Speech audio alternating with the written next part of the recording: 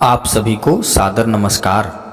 कार्तिक मास महात्म्य कथा के इस क्रम में आज हम पंचम अध्याय का श्रवण करेंगे। चतुर्थ अध्याय के आगे कार्तिक महात्म्य कथा के सभी कथाओं को सुनने के लिए आप हमारे प्लेलिस्ट में जाकर वहां से वीडियो को देख सकते हैं और कमेंट में पिन किए गए हुए प्लेलिस्ट से भी आप वीडियो को देख सकते हैं। तो आइए पंचम अध्याय शुरू करते हैं, जो कि चतुर्थ अध्याय से आगे है। राजा चोल और विष्णुदास की कथा। नारद जी कहते हैं, इस प्रकार विष्णु पार्षदों के वचन सुनकर धर्मदत्त को बड़ा आश्चर्य हुआ। वे उन्हें साष्टांग प्रणाम करके बोले, प्रायः सभी लोग भक्तों का कष्ट दूर करने वाले श्री विष्णु की यज्ञ, दान, व्रत, तीर्थ सेवन और तपस्याओं के द्वारा विधि पूर्वक आराधना करते हैं। उन समस्त साधनों में कौन सा ऐसा साधन है जो श्री विष्णु को प्रीतिकारक तथा उनके सामीप्य की प्राप्ति कराने वाला है? किस साधन का अनुष्ठान करने से उपर्युक्त सभी साधनों का अनुष्ठान स्वतः ही हो जाता है? दोनों पार्षदों ने कहा, ब्राह्मण, तुमने बहुत उत्तम बात पूछी है। अब एकाग्र चित्त होकर सुनो। हम इतिहास सहित प्राचीन वृत्तांत का वर्णन करते हैं। पहले कांचीपुरी में चोल नामक एक चक्रवर्ती राजा हो गए हैं, जिनके अधीन जितने देश थे वे भी चोल नाम से ही विख्यात हुए। राजा चोल जब इस भूमंडल का शासन करते थे, उस समय कोई भी मनुष्य दरिद्र, दुखी, पाप मन लगाने वाला अथवा रोगी नहीं था। उन्होंने इतने यज्ञ किए थे जिनकी कोई गणना नहीं हो सकती। उनके यज्ञों के सुवर्णमय एवं शोभाशाली यूपों से भरे हुए ताम्रपर्णी नदी के किनारे चैत्ररथ वन के समान सुशोभित होते थे। एक समय की बात है, राजा चोल अनंत शयन नामक तीर्थ में गए, जहां जगदीश्वर श्री विष्णु योग निद्रा का आश्रय लेकर सो रहे थे। वहां लक्ष्मी रमण भगवान श्री विष्णु के दिव्य विग्रह की राजा ने विधि पूर्वक पूजा की। मणि, मोती तथा सुवर्ण के बने हुए सुंदर फूलों से पूजन करके उन्होंने भगवान को साष्टांग प्रणाम किया। प्रणाम करके वे ज्यों ही बैठे, उसी समय उनके दृष्टि भगवान के पास आते हुए एक ब्राह्मण पर पड़ी, जो उन्हीं की कांची नगरी के निवासी थे। उनका नाम विष्णुदास था। वे भगवान की पूजा के लिए अपने हाथ में तुलसी दल और जल लिए हुए थे। निकट आने पर उन ब्रह्मर्षि ने विष्णु सूक्त का पाठ करते हुए देव भगवान को स्नान कराया और तुलसी की मंजरी तथा पत्तों से विधिवत पूजा की। राजा चोल ने जो पहले रत्नों से भगवान की पूजा की थी, वह सब तुलसी पूजा से ढक गई। यह देख राजा कुपित होकर बोले, विष्णुदास, मैंने मणियों तथा सुवर्ण से भगवान की पूजा की थी, वह कितनी शोभा पा रही थी, किंतु तुमने तुलसी दल चढ़ाकर सब ढक दिया। बताओ, तुमने ऐसा क्यों किया? मुझे तो ऐसा जान पड़ता है तुम बहुत बड़े मूर्ख हो, भगवान विष्णु की भक्ति को बिल्कुल नहीं जानते। तभी तो तुम अत्यंत सुंदर सजी सजाई पूजा को पत्तों से ढके जा रहे हो। तुम्हारे इस बर्ताव पर मुझे बड़ा आश्चर्य हो रहा है। विष्णुदास बोले, राजन, आपको भक्ति का कुछ भी पता नहीं है। केवल राज लक्ष्मी के कारण आप घमंड कर रहे हैं। बताइए तो, आज से पहले आपने कितने वैष्णव व्रतों का पालन किया है? राजा ने कहा, ब्राह्मण, यदि तुम विष्णु भक्ति से अत्यंत गर्व में आकर ऐसी बात करते हो तो बताओ, तुम में कितनी भक्ति है? तुम तो दरिद्र हो, निर्धन हो। तुमने श्री विष्णु को संतुष्ट करने वाले यज्ञ और दान आदि कभी किए ही नहीं हैं, तथा पहले कहीं कोई देवालय भी नहीं बनवाया है। ऐसी दशा में भी तुम्हें अपनी भक्ति का इतना घमंड है। अच्छा, तो आज यहाँ जितने भी श्रेष्ठ ब्राह्मण उपस्थित हैं, वे सभी कान खोलकर मेरी बात सुन लें। देखना है मैं पहले भगवान विष्णु का दर्शन पाता हूँ या यह पाता है। इससे लोगों को स्वयं ही ज्ञात हो जाएगा कि हम दोनों में से किसमें कितनी भक्ति है। दोनों पार्षद बोले, ब्राह्मण, यह कहकर राजा चोल अपने राजभवन को चले गए और उन्होंने महर्षि मुद्गल को आचार्य बनाकर वैष्णव यज्ञ का अनुष्ठान आरंभ कर दिया, जिसमें बहुत से ऋषियों का समुदाय एकत्रित हुआ। बहुत सा अन्न खर्च किया गया और प्रचुर दक्षिणा बांटी गई। जैसे पूर्व काल में गया क्षेत्र के भीतर ब्रह्मा जी ने समृद्धशाली यज्ञ का अनुष्ठान किया था, उसी प्रकार राजा चोल भी महान यज्ञ आरंभ कर दिए।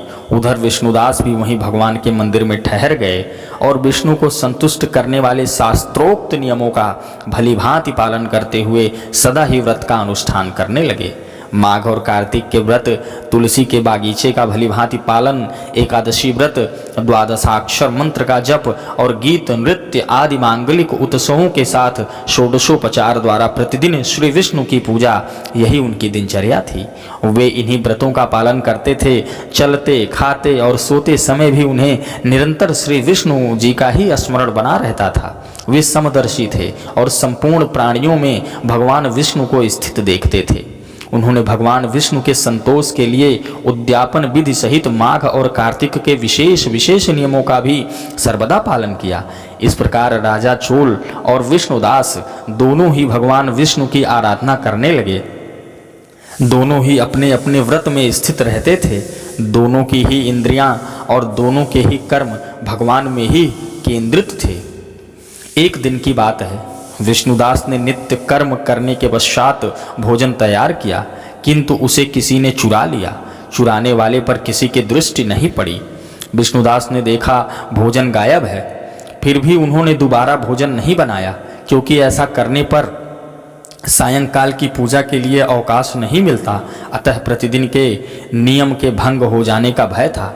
दूसरे दिन उसी समय पर भोजन बनाकर वो ज्यों ही भगवान विष्णु का भोग लगाने के लिए गए, त्यों ही कोई आकर फिर सारा भोजन हड़प ले गया।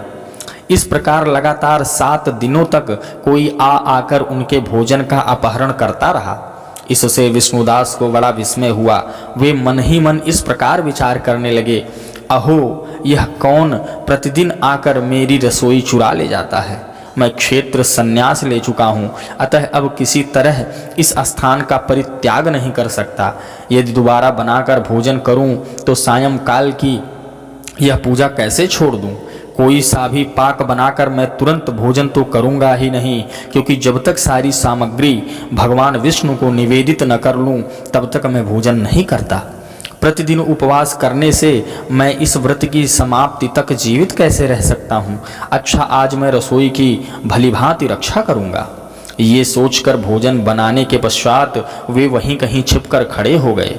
इतने में ही एक चांडाल दिखाई दिया, जो रसोई का अन्न हड़प कर ले जाने को तैयार खड़ा था। भूख के मारे उसका सारा शरीर दुर्बल हो रहा था। मुख पर दीनता छा रही थी। शरीर में हाड़ और चाम के सिवा कुछ बाकी नहीं बचा था। उसे देखकर श्रेष्ठ ब्राह्मण विष्णुदास का हृदय करुण से व्यथित हो गया। उन्होंने भोजन लेकर जाते हुए चांडाल पर दृष्टि डाली और कहा, भैया जरा ठहरो ठहरो, क्यों रूखा सूखा खाते हो, यह घी तो ले लो। इस तरह बोलते हुए विप्रवर विष्णुदास को आते देख चांडाल बड़े बेग से भागा और भय से मूर्छित होकर गिर पड़ा। चांडाल को भयभीत और मूर्छित देख द्विज श्रेष्ठ विष्णुदास बेग से चलकर उसके पास पहुँचे और करुणावश अपने वस्त्र के किनारे से उसको हवा करने लगे। तदंतर जब वह उठकर खड़ा हुआ तो विष्णुदास ने देखा, यह चांडाल नहीं, साक्षात भगवान नारायण ही शंख चक्र और गदा धारण किए सामने विराजमान हैं। कट में पीतांबर, 4 भुजाएं, हृदय में श्रीवत्स का चिन्ह और मस्तक पर किरीट शोभा पा रहे हैं।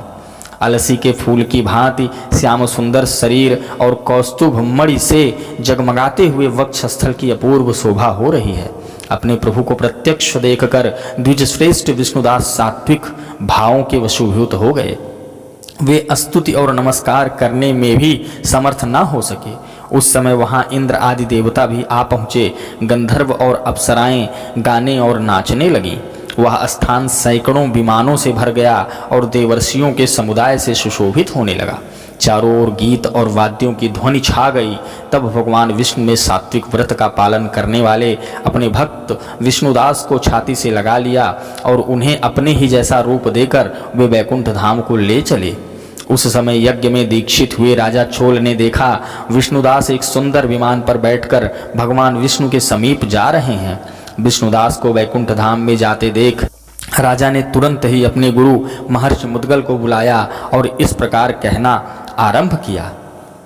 राजा बोले, जिसके साथ लाग डांट होने के कारण मैंने यह यज्ञ दान आदि कर्म का अनुष्ठान किया है, वह ब्राह्मण आज भगवान विष्णु का रूप धारण करके मुझसे पहले ही वैकुंठ धाम में जा रहा है। मैंने इस वैष्णव याग में भली भांति दीक्षित होकर अग्नि में हवन किया और दान आदि के द्वारा ब्राह्मणों का मनोरथ पूर्ण किया, तथापि अभी तक भगवान मुझ पर प्रसन्न नहीं हुए और इस ब्राह्मण को केवल भक्ति के कारण ही श्री हरि ने प्रत्यक्ष दर्शन दिया। अतः जान पड़ता है भगवान विष्णु केवल दान और यज्ञों से प्रसन्न नहीं होते, उन प्रभु का दर्शन कराने में भक्ति ही प्रधान कारण है। दोनों पार्षद कहते हैं, यह कहकर राजा ने अपने भांजे को राज्य सिंहासन पर अभिषिक्त कर दिया। वे बचपन से ही यज्ञ की दीक्षा लेकर उसी में संलग्न रहते थे, इसलिए उन्हें कोई पुत्र नहीं हुआ। यही कारण है कि उस देश में अब तक भांजे ही सदा राज्य के उत्तराधिकारी होते हैं। वे सब के सब राजा चोल के द्वारा स्थापित आचार का ही पालन करते हैं। भांजे को राज्य देने के पश्चात राजा यज्ञशाला में गए और यज्ञ कुंड के सामने खड़े होकर श्री विष्णु को संबोधित करते हुए 3 बार उच्च स्वर से निम्नांकित वचन बोले, भगवान विष्णु, आप मुझे मन, वाणी, शरीर और क्रिया द्वारा स्थिर भक्ति प्रदान कीजिए। यह कहकर वह सबके सामने देखते ही देखते अग्नि में कूद पड़े। उस समय मुद्गल मुनि ने क्रोध में आकर अपनी शिखा उखाड़ डाली। तभी से आज तक उस गोत्र में उत्पन्न होने वाले समस्त मुद्गल ब्राह्मण बिना शिखा के ही रहते हैं। राजा ज्यों ही अग्निकुंड में कूदे, उसी समय भक्त वत्सल भगवान श्री विष्णु प्रकट हो गए और उन्होंने राजा को छाती से लगाकर एक श्रेष्ठ विमान पर बिठाया। फिर अपने ही समान रूप देकर उन देवेश्वर ने देवताओं सहित वैकुंठ धाम को प्रस्थान किया। उक्त दोनों भक्तों में जो विष्णुदास थे वे तो पुण्यशील नाम से प्रसिद्ध भगवान के पार्षद हुए, तथा जो राजा चोल थे उनका नाम सुशील हुआ। हम वे ही दोनों हैं। लक्ष्मी जी के प्रियतम श्री हरि ने हमें अपने समान रूप देकर अपना द्वारपाल बना लिया है। इसलिए धर्मज्ञ ब्राह्मण, तुम भी सदा भगवान विष्णु के व्रत में स्थित रहो। मातर से और दंभ का परित्याग करके सर्वत्र समान दृष्टि रखो। तुला, मकर और मेष की संक्रांति में सदा प्रातः स्नान किया करो। एकादशी के व्रत में लगे रहो और तुलसी वन की रक्षा करते रहो। ब्राह्मणों, गौवों तथा वैष्णवों की सदा सेवा करो। मसूर, कांजी और बैगन खाना छोड़ दो। धर्मदत्त, ऐसा करने से तुम भी शरीर का अंत होने पर श्री विष्णु के परम पद को प्राप्त करोगे। जैसे हम लोगों ने भगवान की भक्ति से ही उन्हें पाया है, उसी प्रकार तुम भी उन्हें प्राप्त कर लोगे। तुमने जन्म से लेकर अब तक जो श्री विष्णु को संतुष्ट करने वाला यह व्रत किया है, इससे यज्ञ, दान और तीर्थ भी बड़े नहीं हैं। विप्रवर, तुम धन्य हो, क्योंकि तुमने जगत गुरु भगवान श्री विष्णु को प्रसन्न करने वाले इस व्रत का अनुष्ठान किया है। जिसके एक भाग का पुण्य पाकर प्रेत योनि में पड़ी हुई कलहा मुक्त हो गई। अब हम लोग इसे भगवान विष्णु के लोक में ले जा रहे हैं।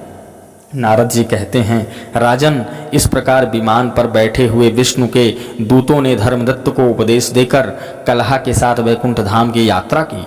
तत्पश्चात धर्मदत्त भी पूर्ण विश्वास के साथ उस व्रत में लगे रहे और शरीर का अंत होने पर अपनी दोनों पत्नियों के साथ वे भगवान के परम धाम को चले गए।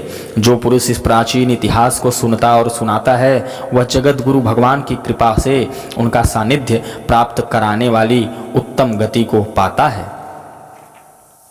इस प्रकार कार्तिक मास महात्म्य कथा के 5वें अध्याय का समापन होता है। आशा करता हूँ आप सभी को यह कथा सुनकर अक्षय पुण्य की प्राप्ति अवश्य हुई होगी। प्रेम से बोलिए श्री विष्णु भगवान की जय। प्रेम से बोलिए श्री कृष्ण भगवान की जय। वीडियो में अंत तक बने रहने के लिए आप सभी का हृदय से धन्यवाद।